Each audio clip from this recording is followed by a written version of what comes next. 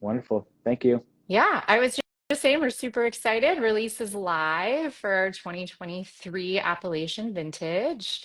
So I thought to kick us off, you could give us a little vintage report because 2023 was an exciting year, a Yeah, little unusual. 23 was.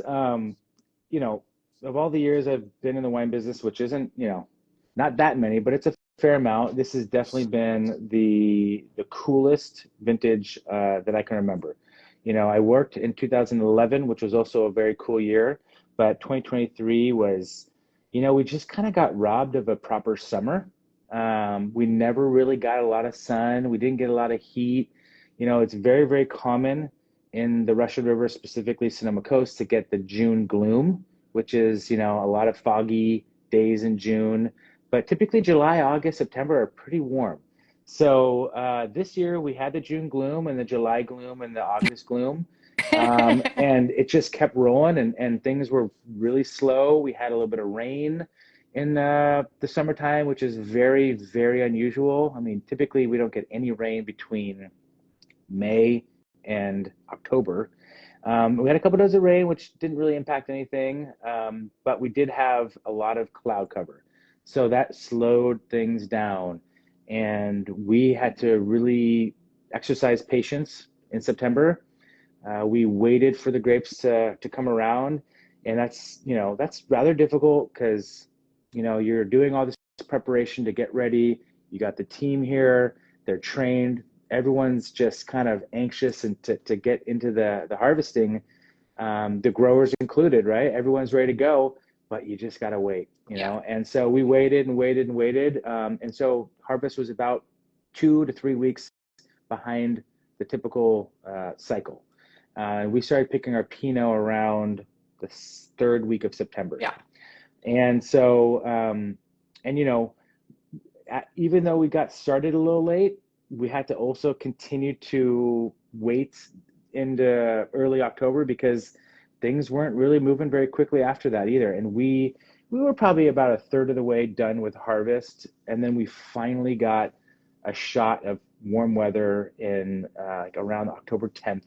We had 3 days of high 80s, low 90s, and that was kind of statewide, and that just pushed everything forward and gave everything the jolt that it needed to kind of just say, hey guys, like wake up, vines, like it's time to go, it's go time, you know. Uh, and so after that, it was a bit of a, that's when the busy season started. And one thing that we're lucky about and thankful for also is that we did get some bad weather at the beginning of November. And luckily, we were picked out. Most Pinot was picked out by Halloween. We were picked out a couple days before that, but the bad weather, the rain, and the season turned around November 1st. And so, being obviously only Pinot and Chardonnay, we were done and we had nothing to worry about in terms of the back end of the season. But it was a long process, and it was one that created some really, really beautiful wines too. So qualitatively, no issues whatsoever. It was just a matter of how long could you hold on for. Yeah. Yeah, I yeah, remember. I remember you being stressed out, worrying we'd still be picking on Halloween. So, yeah. Well, you uh, start like pulling out the calculator to kind of figure out like, okay, if we have X amount of tons and so many days, and the season's going to come to an end, right? So it's a little bit of a gut check. It's a little bit of a you have to take some risk because it takes a while to get through everything. And if you're looking at grapes, for example, September 20th that are still at 18 or 19 bricks, you can do the math and say, well, we need at least 4 or 5 weeks on the vine still, for example. And as you get into the end of October, early November, the days are getting shorter, the temperatures are dropping, and so you're just getting slower and slower ripening at the end of the season, which can be really, really good. But if it goes beyond that and the grapes aren't ready yet, then it can be a little bit, not as good either. So we got lucky in that everything reached its optimal ripeness and got some really, really nice wines to share with everybody. they're beautiful. Yeah. So I wanted to talk today about I'm always super fascinated by the sourcing and the blending. I mean, we talk about we only make Pinot Noir and Chardonnay, but there's actually a lot of blending work that goes into making those individual wines. And then the difference between, and I feel like we get this question a lot when people visit the winery of how do you decide how to make like the regional appellation blends, like the wines that we have released right now, versus the single vineyard expression. Oh, I lost my headphone.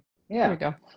Well, yeah, so we definitely have a system. We have an approach that we take, every year that has proven to be, an effective way of doing it. And what we do is we always start blending the single vineyards.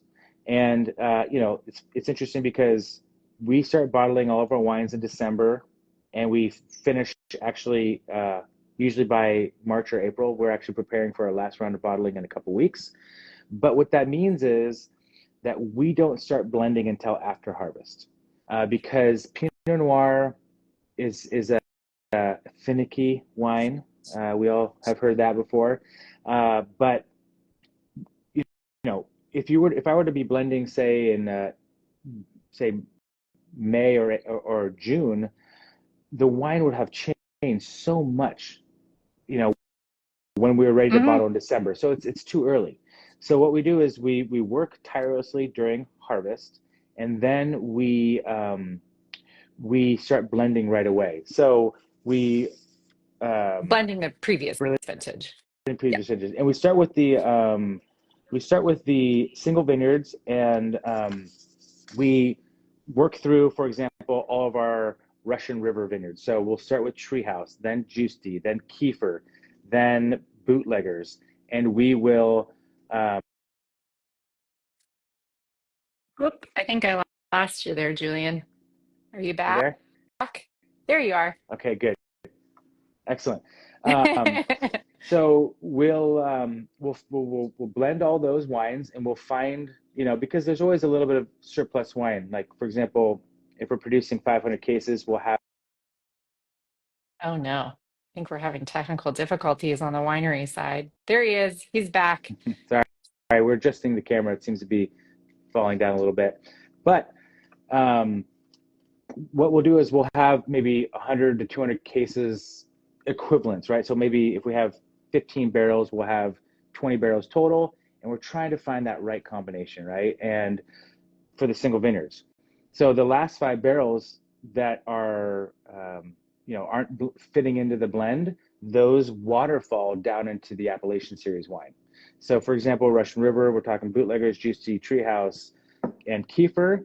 There's a little bit of all of those vineyards that go into Russian River, but then we also source specific vineyards that are programmed and designed, and the intention is to put them in the Russian River blend. And I think one thing that sets us apart from some of the other wineries around here is that we put a lot of thought, dedication, and commitment to sourcing excellent grapes for our appellation program too. So, for example, Russian River Ziatoni Vineyard is a vineyard that's right off of the 116, farmed by the Martinellis. Really awesome, incredible vineyard, produces great wines. Moonshine Vineyard also, both of those farmed by the Martinellis. Those are like top quality sites and vineyards. And a lot of other wineries designate them as single vineyards because they're truly at that level. But for us, we're trying to produce a really remarkable appellation wine as well. And so we buy that fruit with the intention of putting it into the Russian River blend. And, we were reminiscing yesterday a little bit because I've experienced the same thing. You just got back from Santa Barbara, where they had the Wordle Pinot Noir event Hmm. in Waupun, and people ask me, "So what vineyards go into your blend in Santa Rita?" And you're like, "Well, Radian, Bent Rock, Mount Carmel, Rita's Crown, Lady of Guadalupe, Sanford and Benedict," and they're just like, "Holy!" Like their jaws just get lower It's and lower and wild. lower, Yeah. and because it's an all-star lineup, and so we hope that the wine reflects that, and we really are committed to that in every region that we work.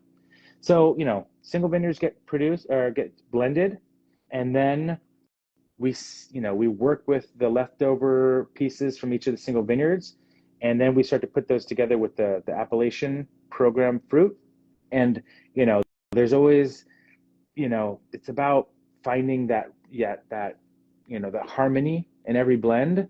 So there's always a little bit of tweaking and a little bit of, fine tuning that we have to dig up and find what really, really works for each of those blends.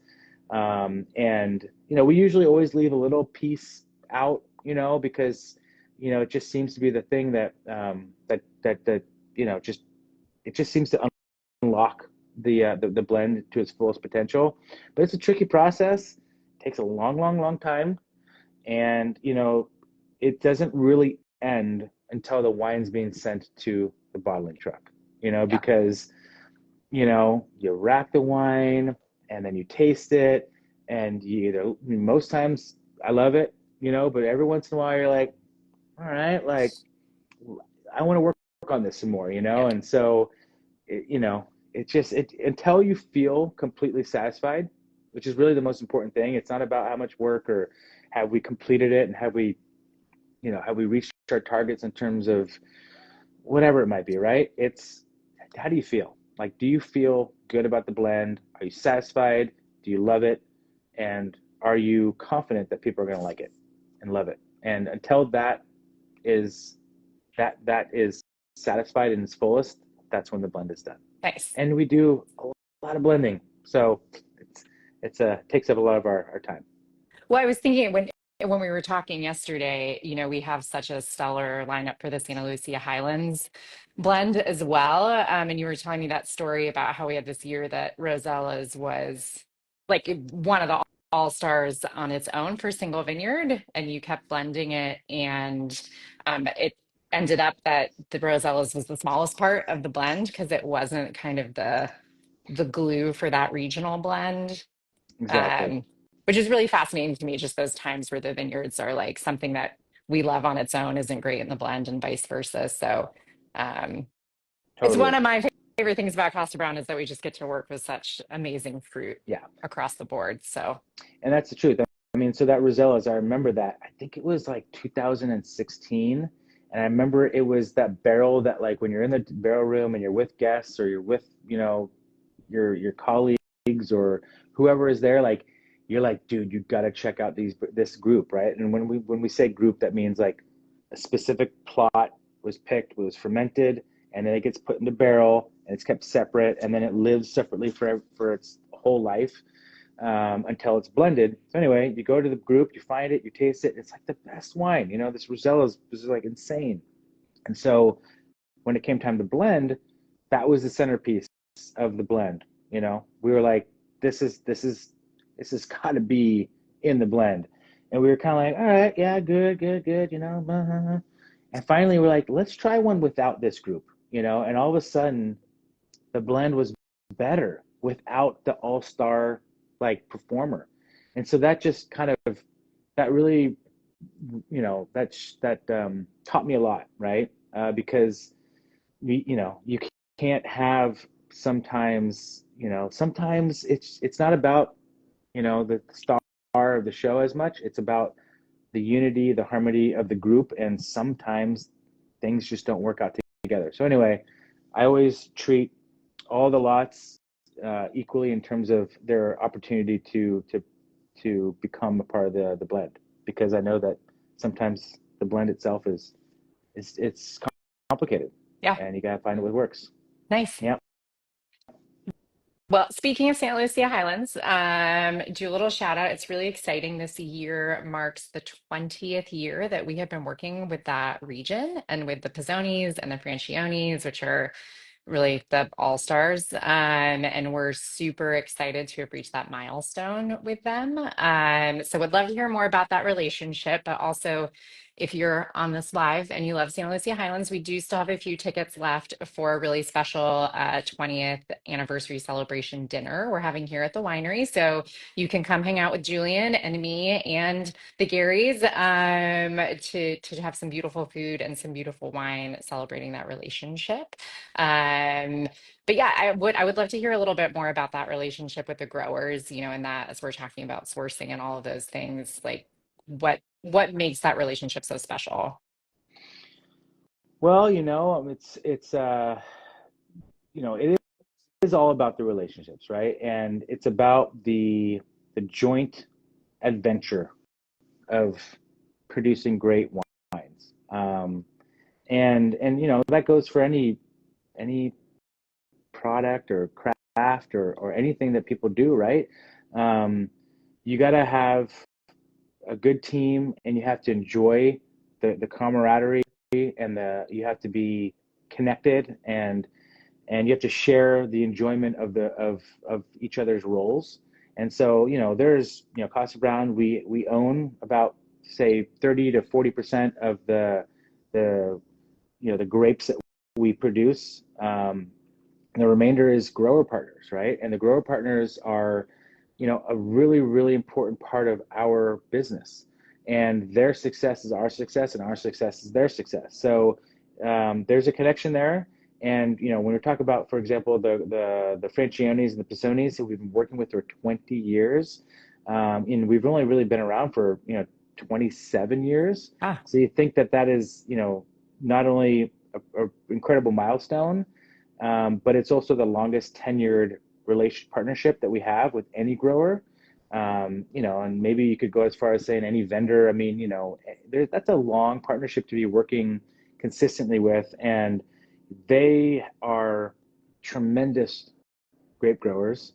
They happen to be, not just grape growers. They're growing vegetables in the Salinas Valley. They're doing lemons and avocados, and they have a diversified, business. And they're truly expert farmers, and it shows in the quality of the wines that we're producing with their grapes. And we've only ever worked with them exclusively, so we're very privileged and honored to have that such a great responsibility. But when you work with great growers that you trust, and that you know that they're always trying to do the right thing, and they do the right thing. We'll go down to San Lucia Highlands frequently, and when we go down there and we're talking about what they've just done, they maybe have just come through and pulled leaves, because grape growing requires a lot of handy work, right? People going through there and manipulating the vines by manually, moving them. Or one thing that we have to do a lot of in the cooler coastal regions, especially, is the leaf pulling. So hmm. the clusters are typically behind, let's go like this, behind a leaf. And, you might have a curtain of leaves, and you want to remove some, not all, to create a little bit of shade, but a little bit of exposure for the light to come through, and also for the wind to come through and the air to move around.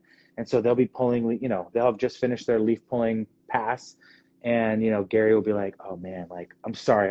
There's a leaf out of place here. And he'll pull it. And like, I thought those guys got that one, and it's like, they're really meticulous. Like, they are really, really, really specific on how they want things done. And I'm like, Gary, like, I didn't notice that was at a place. I mean, they know their vines better than I, of course, but so they're really committed, and it's a family business, and so they're and they love it. We give our growers wine every year, and those guys text us pictures and be like, Rosella's 2022, like, amazing, I love it.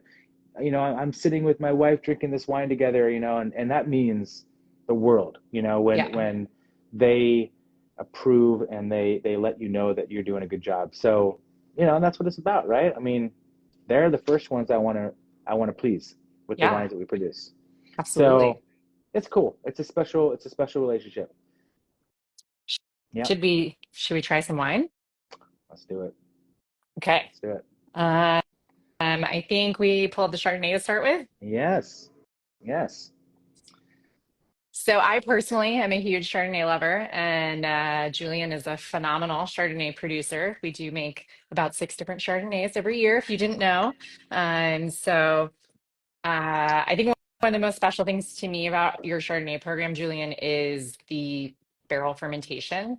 Um, and I think I would love to hear you talk a little bit about why do we barrel ferment all of our Chardonnay? Because I know that's a real labor of love to do it that way. Yeah, I mean, there's some tradition there, right? I mean, not all Chardonnay producing regions are barrel fermented. Chablis, for example, is mostly stainless steel. But you go down to Burgundy and the Kosta Browne area, then it's mostly barrel. So there's a little bit of a starting point in terms of the style of production. We do barrel, and we've experimented with other things as well. And based on our approach to the Chardonnay process is barrel is a good fit for us because what we're doing is we're picking the grapes a little bit, on the earlier side of the ripeness scale. And what that means is that the sugars are a little lower, the acids are a little higher, and when you taste the juice, for example, it's pretty tart. Like it's the acidity is there, you feel it, and that acidity doesn't really go away. The sugar goes away, obviously during fermentation, it's converted to alcohol. So all that sweetness that's kind of covering up that acidity disappears, and you're left with the acidity. And we do a couple different things to help soften that tension. And one is that we do complete malolactic fermentation. So all of the malic acid, which is a part of the acidity, it's not all of the acidity, but it's a piece of it. And you can think of malic acid like apples. Mhm. Apples are mainly malic acid. That gets converted to lactic acid, and lactic acid is a softer, creamier feel. Um, and so we have the malic acid, malolactic fermentation, and then we have the barrel fermentation. And the barrel fermentation, also the influence of the wood, the microoxygenation, the exchange between the environment, through the oak, that softens the wine also because you're extracting components from the wood that are just kind of mellowing out the texture of the wine, and it kind of counterbalances the acidity. And then, of course, we work with a high solid content. And what that means is when we press the grapes, it's a very cloudy substance, as you can imagine. And many people like to separate the solids that are inside the wine that are making it cloudy, excuse me, inside the juice. They like to separate the two so you have a really pure, clean juice, and then you discard the solids. We like to include the solids because the more solids you have, if you manage it properly, those solids can slowly break down and become integrated into the wine itself and adds texture and richness to the wine. And again, helps to balance the acidity. So between all three of those components, you have a wine that is bright, it's fresh, it's crisp, and then it becomes a little soft and round, and it kind of cuts through some of that, and it finishes again crisp and clean. So you get a little bit of the best of both worlds in terms of the range of flavors and the range of aromatics that you can achieve in a Chardonnay. So we love it. This is the 116 Chardonnay. It's called the It's 116 beautiful. because everything flows down through the 116 highway that runs right through the Russian River. And every year, we're always happy with this wine, and we love drinking it. And I think over time, we're turning a lot of heads in terms of people are beginning to notice it more and more every year. Agreed. Yeah, really beautiful, gorgeous finish. If you like a beautiful white wine, this is the wine for you. It's definitely making me think of crab season right now. I want like to sit down, have some crabs, some warm butter, this It's wine. almost I'm ready. lunchtime. Let's Mm-hmm. go, Jules. Well, before we do that, what do we have next? I think we have Santa Lucia Highlands, right? San Lucia. So, San Lucia Highlands, we've talked a little bit about the Francionis, the Pissonis. We get fruit from 5 different vineyards in San Lucia Highlands, which is Gary's Vineyard, Rosella's Vineyard, and Pisoni Vineyard. Those three vineyards, we make a single vineyard from. So we offer those wines in the fall as single vineyard blends. And then we also source from Sierra Mar and Sobranis. And Sobranis shares a property line with Gary's. So it's an incredible site. One of the main differences is it's really interesting. San Lucia, the way that the cool air and the fog comes in from the Monterey Bay and it travels from north to south, and it kind of starts to fill in the valley and the San Lucia Highlands every night, and then it recedes every morning. It brings a lot of moisture, so it's a really difficult place to grow. And one of the things that's really important is getting the row orientation correct, because what follows the fog is wind. And if you can get your rows dialed in when you plant the vineyard, so it's something that you can't undo very easily. You can orient your vineyard rows so that when the wind is sweeping down from the Monterey Bay, it will run along the vineyards and it'll dry the grapes and the vines out in the early afternoon. Whereas if you were to, plant it perpendicular, would be an extreme example, all that wind would be blocked, right? And it would lose its momentum and wouldn't penetrate into the vineyard. Whereas if you can orient it with the wind, it's sweeping through the rows and it's helping dry the vines. So very meticulous stuff again. You have to really, really know your site. And so the only difference between Sobranus and Gary's is the row orientation. The exposure is maybe slightly different because Santa Lucia Highlands kind of wraps from north to southeast, like along the Santa Lucia Highlands mountain range. So there's a little bit of exposure difference as it kind of curls around the foothills. But anyway, Sobranus is a great vineyard. Sierra Mara is a little further south, higher elevation, another great vineyard.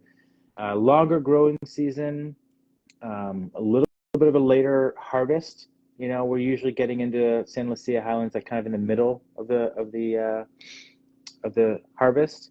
But again, great partners.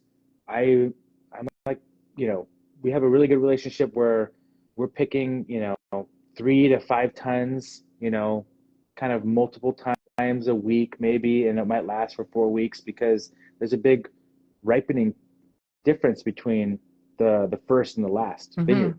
So the harvest itself is probably 3, sometimes 4 weeks from start to finish there. Wow. And I take little bits and pieces, until it's all done. And they do a great job because, we have tanks and they only have a certain amount of capacity. And they've been great partners in that, one of my challenges during harvest is to, in order to have as many options as possible, is I want to fill the tanks up. That way I'm not having a lost space that I would have otherwise been able to use in another tank. So anyway, if I ask for 3.5 tons, 2 from this block and 1.5 from that block, I get like 3.57 tons. Like, it is on the nose, and it always works, because if it's like 3.7, 3.8, then I now have to switch my plan. I'm going into a little bit of a bigger tank and I have a little bit more capacity that I could have used. And so they're just, they're pros. Yeah. And the wine itself, 23 turned out really good. It's got a lot of fruit. It's got this really beautiful, lush, like round, it's very, very approachable. It smells like ripe summer raspberries to me, like just Yeah, popping out of the glass. yeah. So that would be like an expression I use a lot, or a description I use a lot, especially for Pinot, is the bramble part of it too, Mm-hmm. right? So you have the raspberry or the blackberry component, but you also get that feeling of when you're reaching into a blackberry Mm-hmm. bush and you're kind of, you're like getting in, you're trying to not get pricked.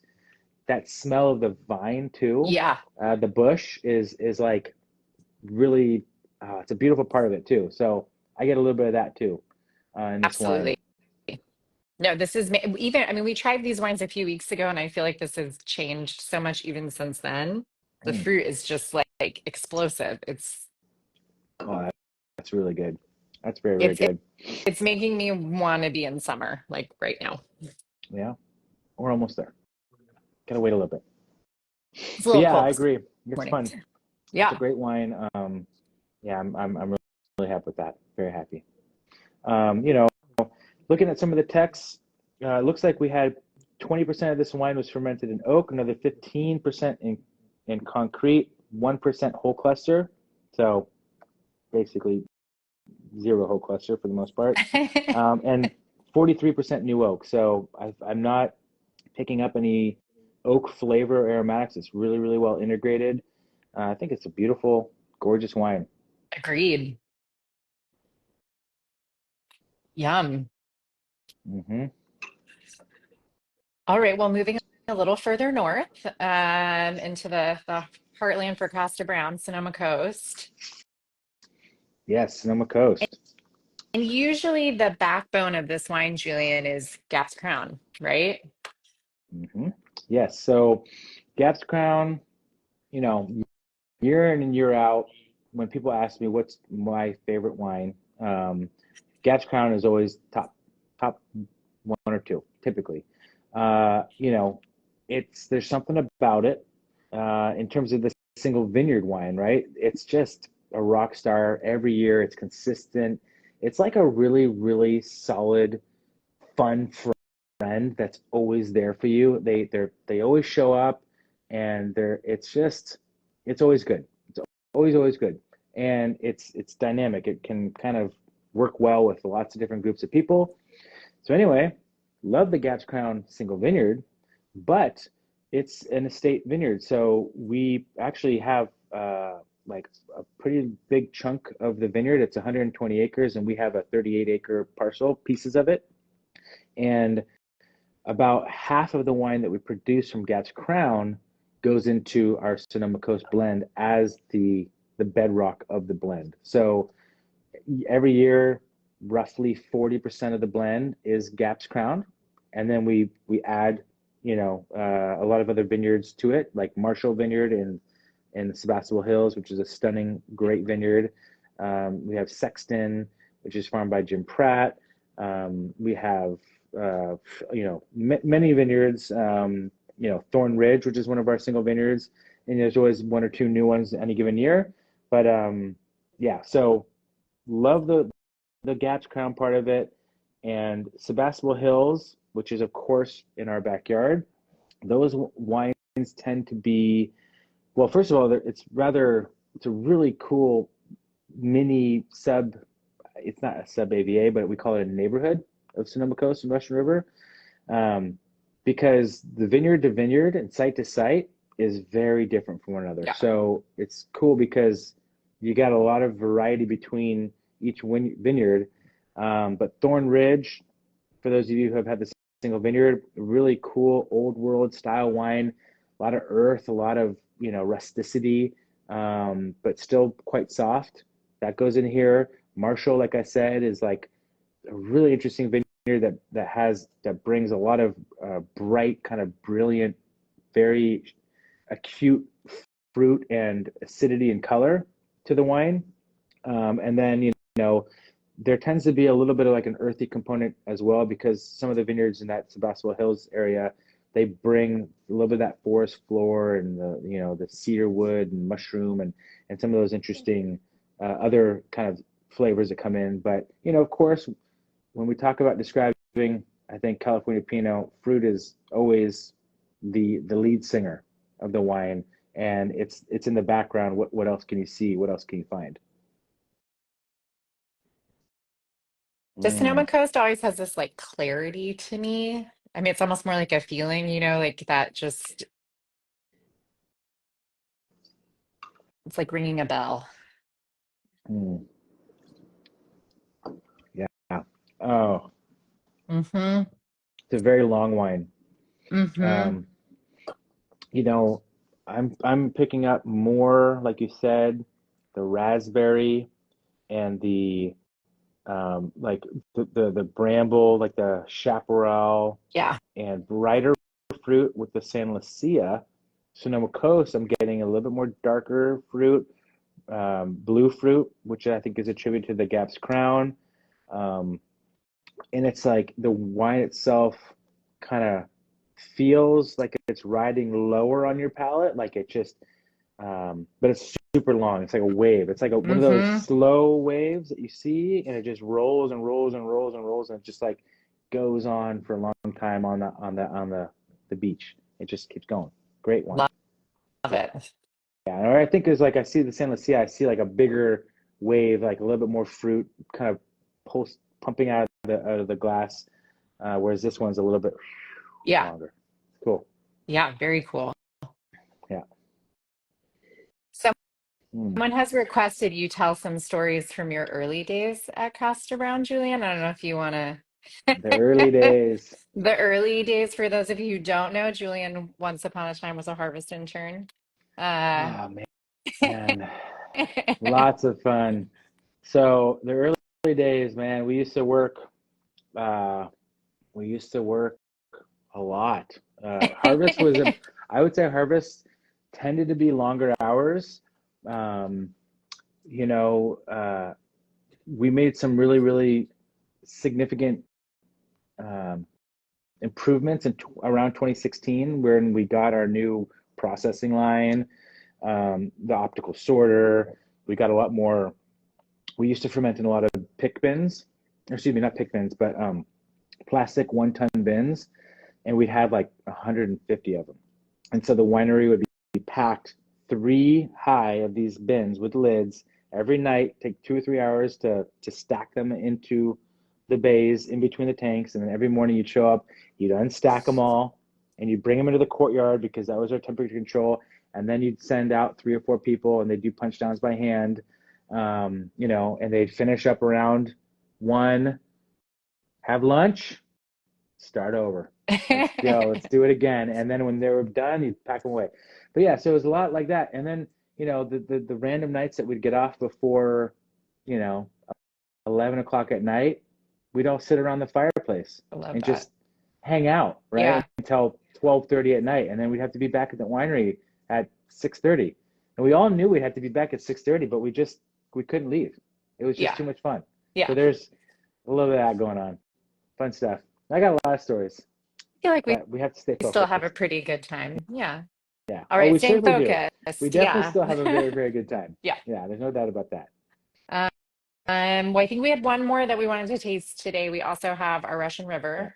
Um, I would love to talk a little bit, Julian, about since Sonoma Coast and Russian River, I mean, they overlap in certain places. They're so close to each other. Like, what do you see as being the real distinctions between the two regions? And then also, like, a little bit, how do you handle the winemaking? Like, are we using more concrete on one or wood on one, or what's your, Hmm. Good questions. Um, so the first and foremost, Sonoma Coast is a large, large appellation. It covers, I'm not a som or practicing, aspiring master of wine, so I can't tell you the stats, but it's a big appellation and it travels from, you know, almost almost to San Francisco, the hmm northern part, of course, right? Like all the way up, 2 or 3 hours drive up. So it kind of goes for a while. So really, the Sonoma Coast, there's lots of sub AVAs, and it could potentially be broken up, but it's a little bit harder to define because we do have a new AVA called the West Sonoma Coast. We have Fort Ross Seaview, which is in Sonoma Coast. Russian River is actually about 80% in Sonoma Coast as well. So you have kind of you could potentially label a wine as Russian River or Sonoma Coast if you hmm wanted to. So there's some crossover, but Sonoma Coast tends to be, in my opinion, I always find there to be a little bit more of an earthy component to the Sonoma Coast. Like whether that's forest floor or mushroom or sage or an herb, something like that. Whereas I think Russian River is a really pure and very, very crystallized fruit. hmm And there's and it's the purity of the fruit to me what stands out more than anything else. Because there's beautiful fruit and there's purity in Sonoma Coast and San Lucia and Santa Rita, but there's something more pure about the Russian River, and that doesn't necessarily mean it's bigger or it's fruitier or it's one dimensional, right? But there's something that's very, very pure, and that you can almost like start to like see the like the different red fruits. You could taste and smell a Russian River and be like, wow, I smell raspberry, I smell cranberry, I smell strawberry. They're all in the hmm same category, and I smell them all.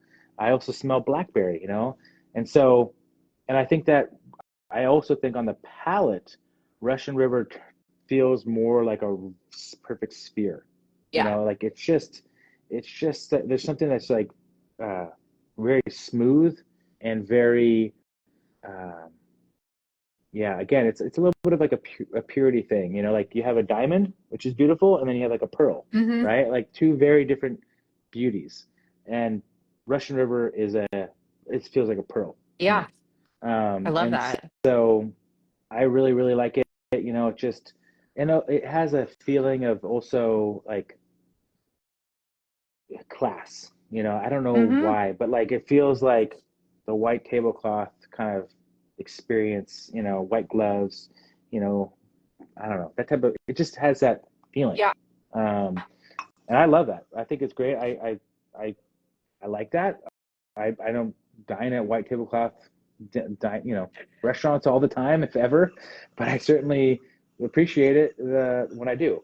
Yeah. So I love, and I think so. Russian River. I have lots of different ways of thinking about wine beyond just the things you smell, like the flavors and Hmm. you gotta think about it in different ways too. Wine So definitely has personality. I feel yes, it like, does. you Yeah. have that get an idea of who it would be as a person. hmm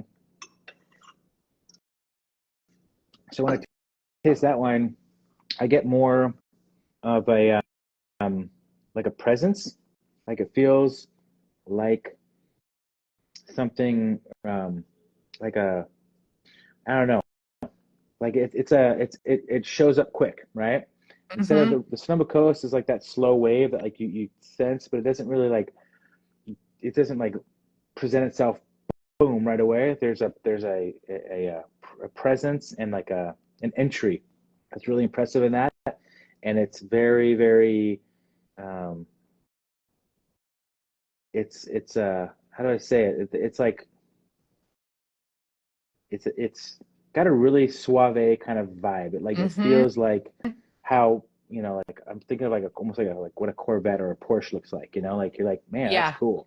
See that right away. You can appreciate that. Um, so anyway, I'm going off on some weird I tangents here, love Paige. it. The waves, The sports waves, cars, I'm here cars. for it. This is the life of the party for sure. It's hmm that like person that you like want to talk to and then don't want to leave. Yeah. hmm hmm Yeah, like it's respectfully, like like you said, like the person of the party. Like it's not too boisterous, but it's got a presence. And there's some nice tannin on there too. Oh It's yeah. not just a fruity wine with no depth or structure. It's got some I feel the tannin a little bit. It's a young wine, of course, right now, but uh, Finish is great. finish is really nice, and those Mhm. tannins are gonna only get better in time. So yeah, Absolutely. killer wine. Yeah. Yeah, killer. Nice work. And this vineyard is cool because I guess I mentioned at the beginning, but yeah, Bootleggers Hill, Kiefer Ranch, Juicy Ranch, Treehouse Vineyard, like those are all like, that's a really good lineup of single vineyards. All of them are represented in the Russian River wine, along with a lot of other great vineyards, like I mentioned, Ziatoni, Moonshine. Gosh, it's hard to remember all of them. Winter Circle, Jenkins Vineyard, Sundog, Barron. Hmm. So a lot of Green Valley vineyards, and so it's just cool spot. Yeah, nice Nice. wine. All right. Well, before we send people off to review their allocations and buy all this delicious wine, what's happening in the cellar right now? What do we have in store for 2025? Well, we're like going back to what we talked about earlier. We harvest, and then as soon as we start to get a little bit of time and space, and that might be still like a third of our tanks being full of fruit, we start to blend. So it's a pretty busy season, and then we start to bottle. And we are at a point now where the last of our 2023 wines are racked, they're in tank. All the final adjustments have been made in terms of like, do we put this barrel in or not? And, all the little things. Are we happy with all these wines? So everything is in tank. We're going to bottle in 2 weeks. A lot of our single vineyards like Rita's Crown, Mount Carmel, Treehouse, our observation wines, 4 barrel. some Chardonnays. So we have 12 wines that we're going to be bottling in about 3 days. Okay. So a lot of small stuff. Um, so we're kind of like getting our last um, preparations ready for the last bottling of the year, and then it's going to be a big sigh of relief to have bottling behind us. Yeah. We we posted our first two intern job postings for the 2025 vintage. So, as soon as you start to kind of find some room to breathe, we start with the assembling the Yep. team for next vintage. So, we love hiring people from all walks of life. And every year we always get a couple people from the restaurant industry who are, either coming over during a slow season, people who are really interested in wine and they're thinking about becoming, pursuing either some sort of certification or sommelier or master wine, and they want to get to know what's really goes on in the cellar and what does it feel like, you know. Um, those we like all the different groups of people. Yeah. So it's fun, and we're kind of assembling the team. But really, we're about also maybe 2 weeks away from bud break, which is Exciting. always a milestone in the growing season. All the vineyards are pruned, most of them are tied down, they're ready for the next year. You got beautiful cover crops and green, lush grass and different different things growing in the vineyard right now. But those buds are going to break. It's starting to warm up. We have a little bit of rain next week, and it's the start of the next season. So, you'll start seeing a lot more activity in the vineyards. And so, yeah, there's a lot Yeah. going on, and we're just loving it. And it's really fun to share these wines. Of course, we have the Santa Rita Hills, which we didn't talk about, Yep. also in the allocation. Really gorgeous wine. Um, we have the Anderson Valley Hmm. Appellation wine, as well as the Willamette Valley. So we talked about uh, four of the seven wines, if I'm able to count Yep. correctly. You But got that right. good. So those are all really cool too. Really, really great wines. So it's exciting time for Yep. us. It's a stellar lineup. Yeah. Yeah. So yeah, good stuff. Good stuff. Well, we'd love to see all of you at the winery. Come visit us, say hi. We're here.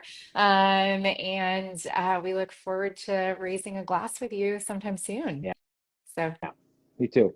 Thank you. Thanks, Paige. cheers. Okay, Thanks, Julian. take care. Bye.